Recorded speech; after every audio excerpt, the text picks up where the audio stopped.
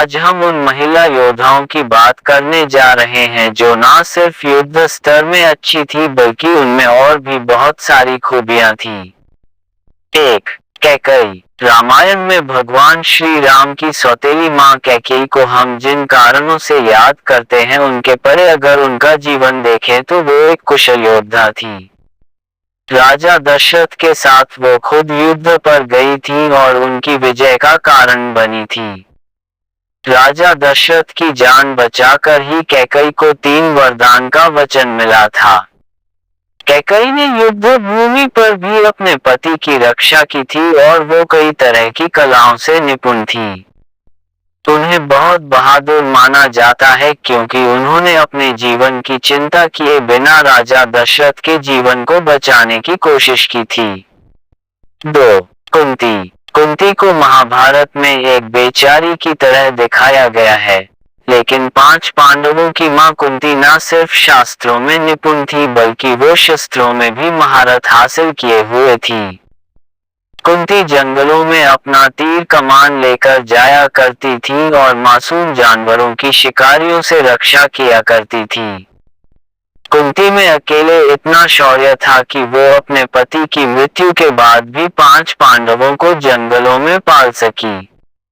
उन्होंने अपने 5 बेटों को शिक्षा का हुनर दिया।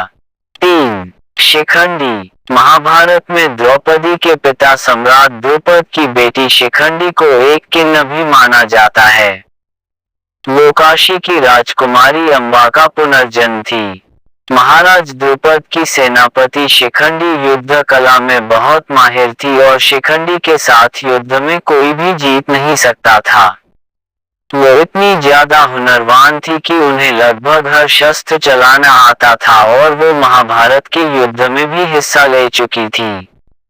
भीष्म पितामह की मौत का कारण शिखंडी ही थी।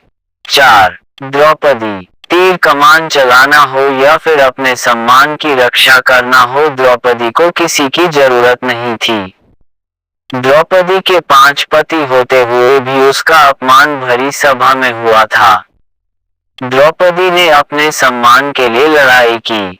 शूरवीरों की पत्नी होने का ही नहीं बल्कि द्रौपदी का अपना अलग चरित्र भी था। द्रौपदी न सिर्फ अक्लमंद थी बल्कि उसके अंदर समर्पण की भावना भी थी। द्रौपदी की खूबसूरती नहीं उसकी अक्ल की भी सभी तारीफ करते थे। 5, सावित्री।